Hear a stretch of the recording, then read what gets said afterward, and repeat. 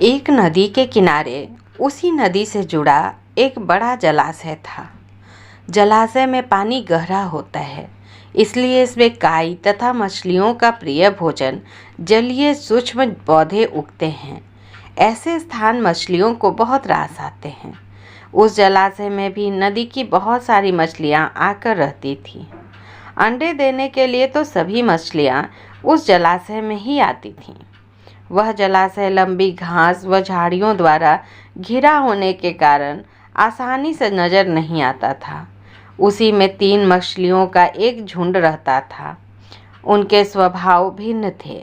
अन्ना संकट आने के लक्षण मिलते ही संकट टालने का उपाय करने में विश्वास रखती थी। प्रत्यु कहती थी कि संकट आने पर ही उससे बचने का यत्न करो। यदि का सोचना था कि संकट को टालने या उससे बचने की बात बेकार है। करने कराने से कुछ नहीं होता। जो किस्मत में लिखा है वह होकर रहेगा। एक दिन शाम को मछुआरे नदी में मछलियां पकड़कर घर जा रहे थे। बहुत कम मछलियां उनके जाल में फंसी थी, अतः उनके चेहरे उदास थे। तभी उन्हें झाड़ियों के ऊपर मछलीखोर पक्षियों का झुंड जाता दिखाई दिया।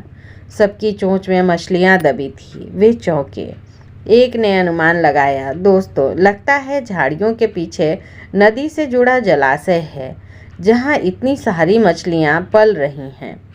मछुआरे पुलकित होकर झाड़ियों में से होकर जलाशय के तट पर आ निकलते हैं और ललचाई नज़र से मछलियों को देखने लगे। एक मछुआरा बोला, आहा, इस जलाशय में तो मछलियां भरी पड़ी हैं। आज तक हमें इसका पता ही नहीं लगा। यहाँ हमें ढेर सारी मछलियाँ मिलेंगी। दूसरा बोला। तीसरे ने कहा, आज तो शाम घिरने वाली है, कल सुबह ही आकर यहाँ जाल डालेंगे। इस प्रकार मछुआरे दूसरे दिन का कार्यक्रम तय करके चले गए। तीनों मछलियों ने मछुआरे की बात सुन ली थी। अन्ना मछली ने कहा, साथियों, तुमने मछुआरे की बात सुन ली। अब हमारा यहाँ रहना खतरे से खाली नहीं है। खतरे की सूचना हमें मिल गई है। समय रहते अपनी जान बचाने का उपाय करना चाहिए।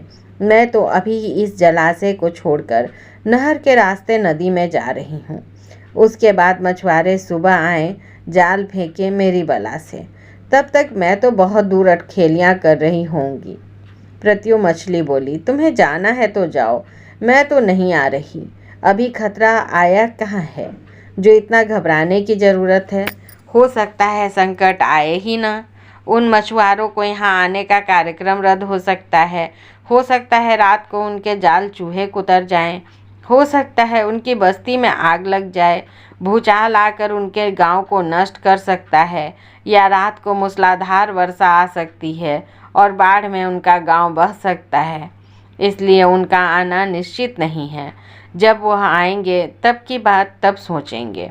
हो सकता है मैं उनके जाल में ही न फंसूं। यदि ने अपनी भाग्यवादी बात कही। भागने से कुछ नहीं होने का। मछुआरों को आना है तो वो आ जाएंगे। हमें जाल में फंसना है तो हम फंसेंगे। किस्मत में मरना ही लिखा है तो क्या किया जा सकता है।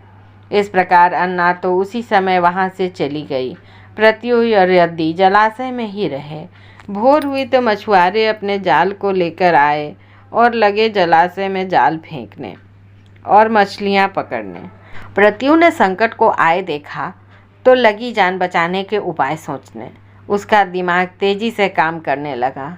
आसपास छिपने के लिए कोई खोखली जगह भी नहीं थी। तभी उसे याद आया कि उस जलाशय में काफ़ी दिनों से एक मरे हुए ऊद बिलाव की लाश तैरती रही है। वह उसके बचाव के काम आ सकती है। जल्दी ही उसे वह लाश मिल गई। लाश सड़ने लगी थी। प्रत्यु लाश के पेट में घुस गई और सड़ती लाश की सड़ांध अपने ऊपर लपेटकर बाहर निकली। कुछ ही देर में मछुआरे के जाल में प्रत्यु फंस गई। मछुआरे ने अपना जाल खींचा और मछलियों को किनारे पर जाल से उलट दिया। बाकी मछलियां तो तड़पने लगी, परंतु प्रत्यु दम साधकर मरी हुई मछली की तरह पड़ी रही। मछुआरे को सड़ांध का भपका लगा तो मछलियों को देखने लगा। उसने निश्चल पड़ी प्रत्यु को उठाया और सूंघा। आग, यह तो कई दिनों से मरी मछली है, सड़ चुकी है।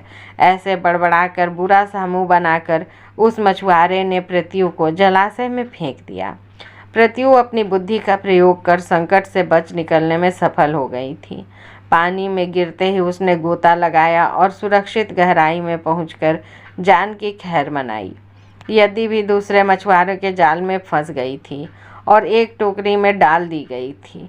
भाग्य के भरोसे बैठी रहने वाली यदि ने उसी टोकरी में अन्य मछलियों की तरह तड़प तड़प कर प्राण त्याग दिए। इस कहानी से हमें यह शिक्षा मिलती है कि भाग्य भी उन्हीं का साथ देता है जो कर्म में विश्वास रखते हैं और कर्म को प्रधान मानते हैं। भाग्य के भरोसे हाथ पर हाथ रखकर बैठे रहने वाले का विनाश निश्चित है।